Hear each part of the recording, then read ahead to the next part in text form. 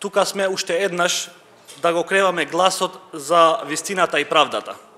Всушност денеска ги повикуваме сите правосудни органи за да конечно ги запрат сите монтирани процеси и затворениците од овие процеси да се прогласат за невини и да се обештетат.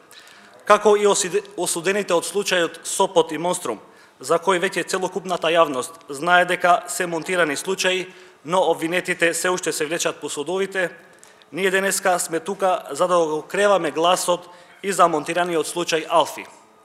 Како што се дознава веќе, вистинскиот убиец во овој случај се уште не е пронајден, но Реджаил Керими од Опаје Липково лежи во затвор со доживотна робија, потполно без вина и осуден без ниту еден аргумент и во незаконита постапка.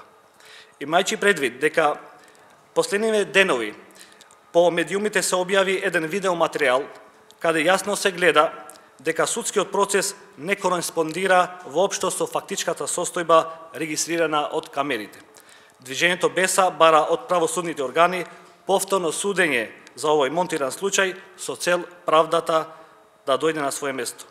Истовремено бараме од јавниот обвинител да не постапува како неговиот претходник во однос на монтираните случаи процеси против албанците, туку да одговори на адвокатот на обвинетиот и да побара од Врховниот суд да се брани законитоста против дотичната судска одлука.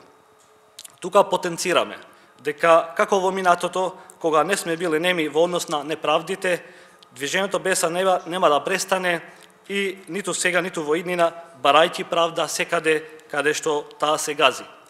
Затоа во случајот со Реджаил Керими ние нема да застанеме и нема да останеме неми се додека правдата не се задоволи.